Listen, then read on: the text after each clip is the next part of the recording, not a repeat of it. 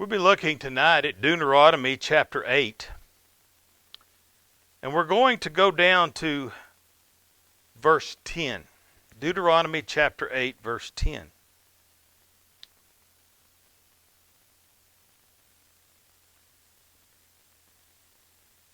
One of the things as a child of God we understand is that God is a sustainer of great blessings.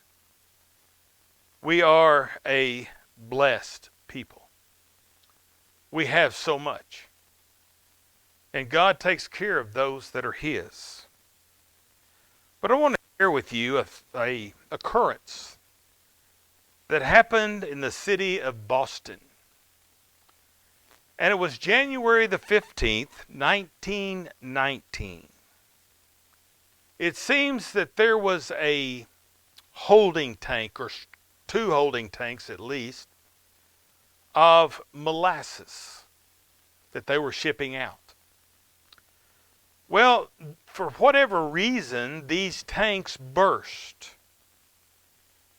And there was a 15-foot wave of about 2 million gallons of molasses moving about 30 miles an hour that swept over the rail cars, the buildings, the people, the animals. It was just a big wave of molasses, and we all know how sticky molasses is. Tastes pretty good too if you like molasses.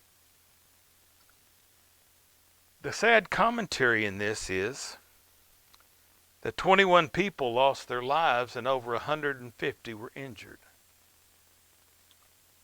Sometimes good things, even like molasses, can be overwhelmingly unexpected.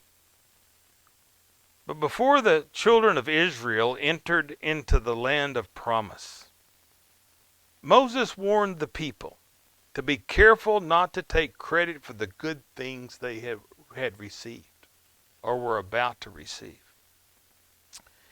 And in Deuteronomy chapter 8, verse 10 says, "When you have eaten and are satisfied, you shall bless the Lord your God for the good land which He has given you.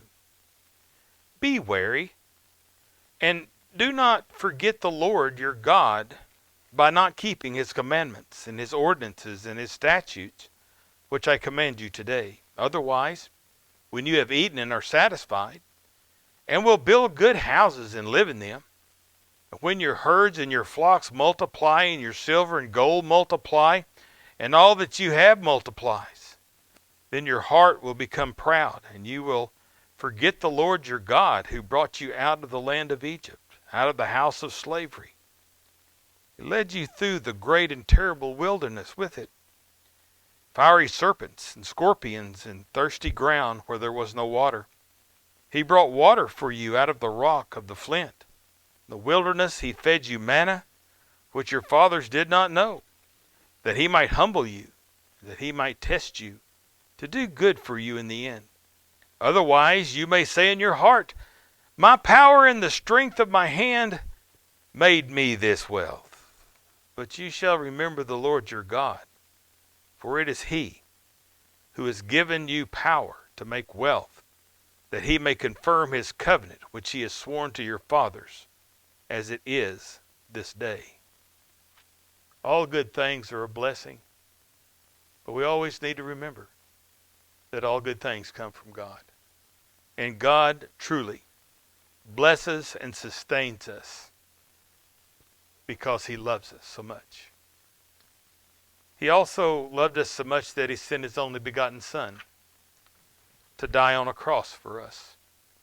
And we need to be thankful every day that He has given us so much, even His only Son. Dear friends, if there's a need on your heart this evening that we can assist you with, please allow us to do so. Come now, as together we stand and as we sing.